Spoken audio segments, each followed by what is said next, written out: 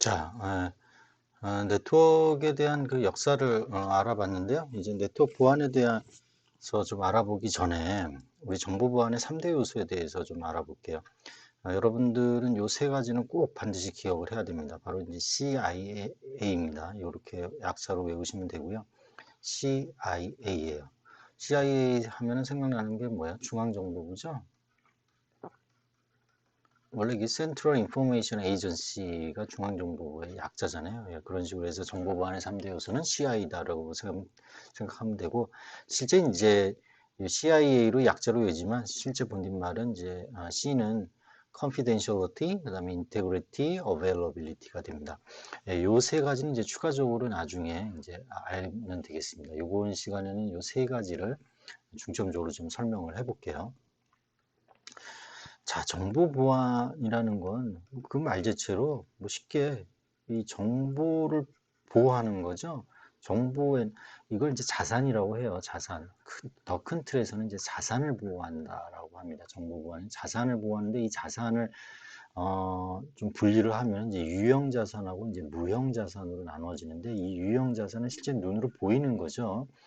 예를 들면은 뭐 개인 정보라든지 또는 회사의 어떤 그 기술 뭐 자료가 있을 거 아니야? 또는 뭐 인사 정보라든지 또는 하드웨어적인 어떤 PC, 그 다음에 뭐 방화벽, 그 다음에 정보 보안 솔루션, 소프트웨어가 되겠죠. 이런 것들은 다 무형 자산이에요. 이런 거 다 보호하는 게 바로 정보 보안이에요. 무형 자산은 뭐 기업의 뭐 예를 들면 이미지라든지 뭐 이런 것들이 이제 무형 자산으로 이제 들어갑니다. 그죠? 자, 그러면 이 자산을 보호하는 건데, 특히 이 개인정보하고 기술정보하고 이런 것들은 해커들이 노리는 거죠. 왜 그러죠? 이게 돈이 되니까 그래요. 이게 개인정보를 하나 팔면은 이게 300원에서 500원에 이제 팔리고, 기술 자료도 이제 팔 수가 있는 거잖아요. 예를 들면 뭐 인공위성이 날아가는 거, 이런 것들에 대한 그 기술 자료 정보를 이제 빼가려고 하는 거고, 또 예를 들면은 군사, 아, 무기에 대한 어떤 정보 이런 것들은 아주 중요한 정보잖아요. 자, 그럼 이런 정보를 이제 보호하기 위해서 이제 정보반의 3대 요소가 바로 첫 번째는 기밀성입니다. confidentiality인데 이걸 쉽게 얘기하면은 허가된 사람만 볼 수 있게 하겠다라는 거예요. 허가된 사람만 볼 수 있게 하겠다. 그래서 이게 공격하는 거는 이 예를 들면 앨리스가 밥한테 어떤 이제 텍스트로 된 문서를 뭐 예를 들면 헬로라는 텍스트를 이제 보냅니다. 그러면 이거를 요게 이제 통신 회선이라고 했을 때 이 통신 회선이 안전하지 않거든요. 이게 그 시큐어 채널이 아니라고 봐야 돼요. 항상 시큐어 채널 보호되어 있는 채널이 아니다라고 봐야 됩니다. 항상 이 중간에 있는 이 통신 매체는 특히 인터넷은 시큐어 채널이 아니라고 이제 보는 거죠. 그럼 이게 텍스트로 날아가면 이거를 중간에서 어떻게 해요? 스니핑 할 수가 있어요. 스니핑이라는 게 이제 뭡니까? 킁킁거리다라는 의미거든요. 그러면 이걸 볼 수 있는 게 예를 들면 와이어샤크라든지 이런 걸로 툴이 있어요. 그 다음에 뭐 TCP 덤프라든지 뭐 이런 그 툴을 가지고 이제 이걸 다 볼 수가 있어요. 나중에 이제 우리 배울 겁니다. 와이어샤크 이제 또 배울 거고 TCP 덤프도 배울 거고 할 겁니다. 그래서 중간에 이제 그 다음에 여러분들 영화 보면은 뭐 이렇게 뭔가 벽에다가 이렇게 큰 확성기를 뭡니까 진찰기를 놓고 이렇게 크게 듣는다든지 그 다음에 이제 전화를 뭐 그 선을 중간에서 이제 플러치 해갖고 이렇게 듣는다든지 이런 게 이제 도청이잖아요. 그죠? 그 다음에 사회공학 공격이라는 거는 뭐냐면은 그 친인척들 또는 뭐 이런 잘 아는 친구 이런 사람을 통해서 그 공격하는 거예요. 예를 들면은 이거를 암호화 전송을 했다 이거예요. 헬로라는 거를 암호화 키를 넣어서 이거를 이제 사이퍼 텍스트 암호문으로 보낸다 이거예요. 그럼 이 키를 아는 게 중요하잖아요. 그럼 사회공학 공격이라고 해서 이 키를 발생한 사람이 이제 앨리스하고 밥인데 이 앨리스의 뭐 예를 들면 친구 아주 친한 친구가 앨리스에게 물어보는 거죠. 이 키가 도대체 뭐냐? 이 밥에게 보낸 암호화 시켰을 때 키가 어떻게 되는지 물어보면 이거 알려준다라는 거예요. 친하기 때문에 뭐 예를 들면 그렇다는 겁니다. 그런 것들이 이제 사회공학 공격이에요. 그러면은 이 키를 알면은 스니핑을 해서 이 암호문이라고 하더라도 키를 넣으면 어떻게 돼요? 예? 키를 넣으면 이게 평문으로 나오잖아요. 그러면 알 수 있는 거잖아요. 이런 게 이제 기밀성이에요. 예? 그래서 허가된 사람만 보게 하겠다. 그래서 공격은 도청이라든지 스니핑이라든지 사회공학공학으로 이 기밀성을 망가뜨릴 수 있는 거죠. 그 다음에 이제 무결성이에요. 무결성은 위변조가 시키면 안 된다라는 거예요. 예를 들면 앨리스가 밥에게 예를 들어 암호문으로 해서 예를 들면 암호문으로 해서 보냈어요. 이게 암호문으로 이게 예를 들면 뭐 헬로라고 이제 보냅니다. 이게 암호문으로 보냈다 해서 이게 변조가 됐느냐 변조가 안 됐는지 이 텍스트가 변조가 됐는지 안 변조가 됐는지 좀 확인을 할 수가 없는 상태죠, 이게.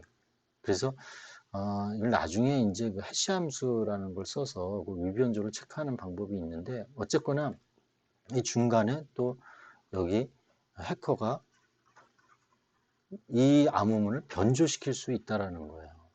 그죠? 그래서 이게 변조되지 않게 하는 게 바로 이제 인테그리티라고 얘기합니다. 그래서 정보 보안은 허가된 사람만 볼 수 있게 돼야 되고 이 전송이라든지 어떤 이 보관되는 이 정보가 위변조가 안 돼야 된다는 거예요. 예를 들면 PC에 예를 들면 디스크에 중요한 정보가 여기 저장이 돼 있어요. 이게 이 저장되어 있는 값이 읽었을 때 어저께 읽었을 때는 A인데 오늘 읽었을 때는 이게 B가 돼요. 누가 들어와서 변조를 시킨 거죠. 이러면 안 되잖아요. 이거를 이제 변조가 됐는지 안 됐는지를 확인하는 방법이 요거에 대한 해시 함수를 써서 해시 값을 저장하는 거예요. 예를 들면 해시 값. 해시 값을 이 B 읽었을 때 이 해시 값이 변하지 않았으면 이건 변조가 안 된 거죠. 하여튼 그런 방법에 의해서 인테그리티를 이제 보장하고 있습니다.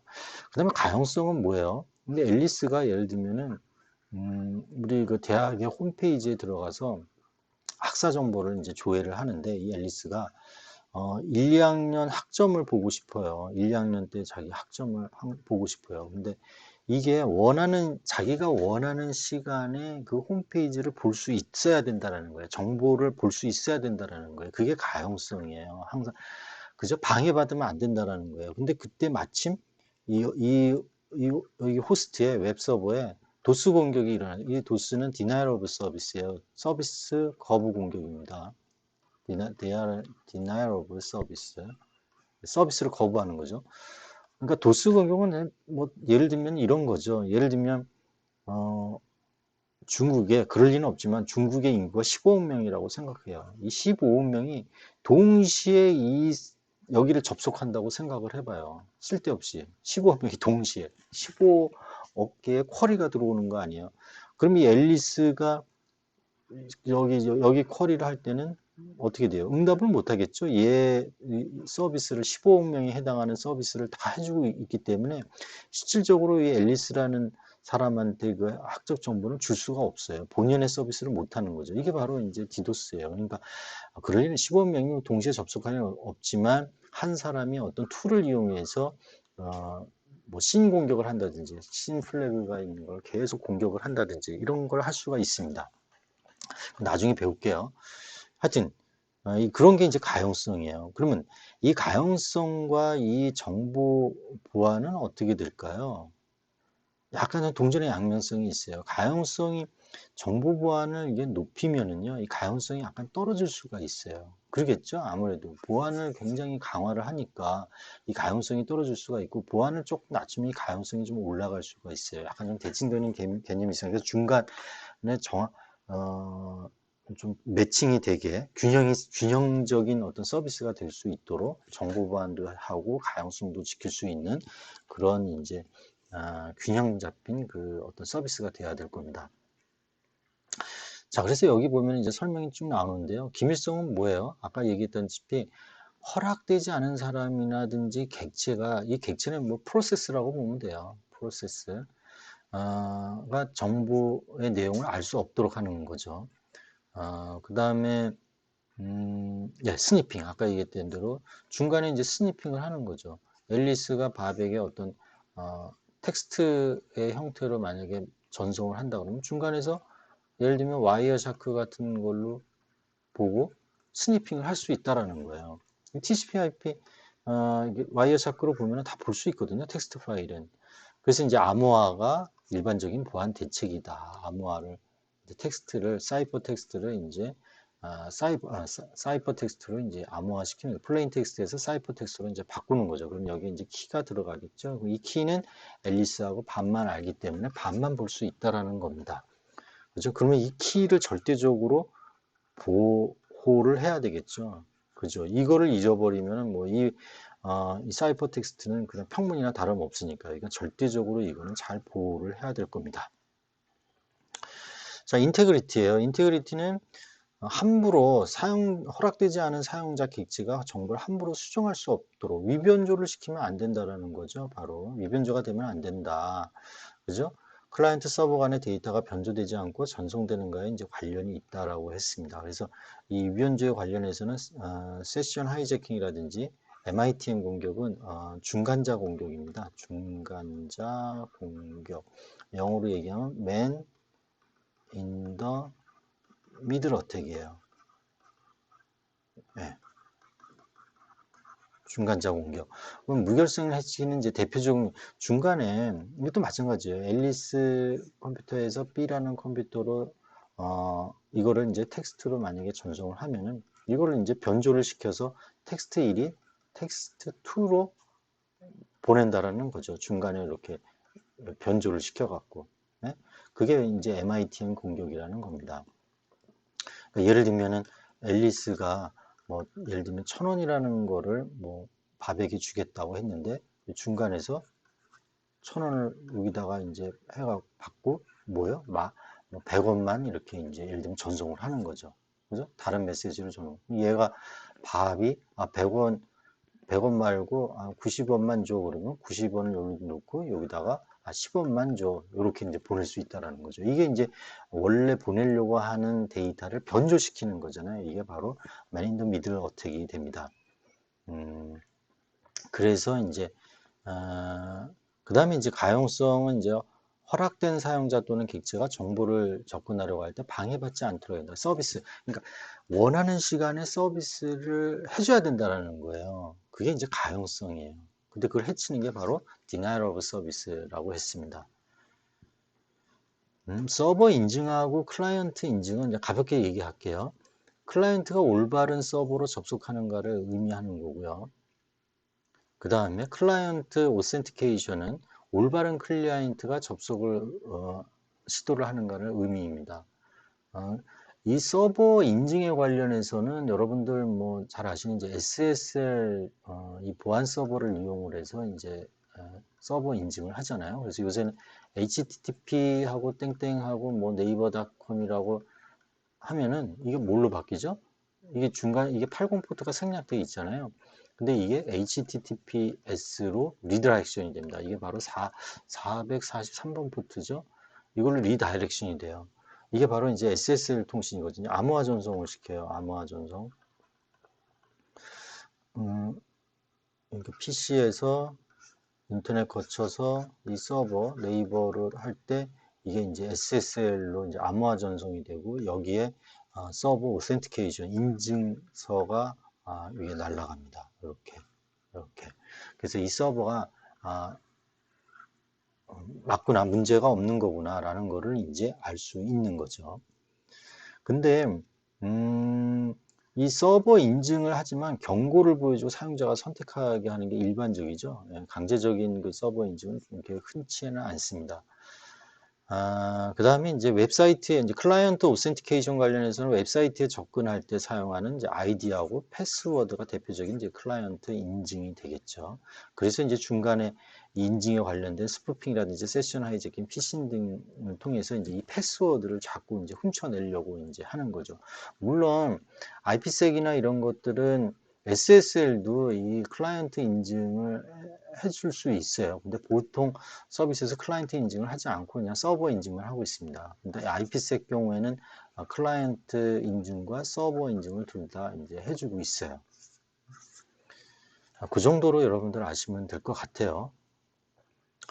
자, 그래서 이렇게 국내에 이게 해킹이 이렇게 많은데요. 결국은 제가 말씀드렸죠. 이 해킹하는 이유가 이 기술 자료하고 개인정보가 이 돈이 되기 때문에 그래요. 여기 보시면, 아이고, 여기 보시면 뭐 1030만 건, 뭐 99만 건 엄청나잖아요. 이게 한 건당 이게 300원에서 500원 뭐 이렇게 팔리거든요. 아까도 얘기했지만 거의 수십억이에요. 그죠?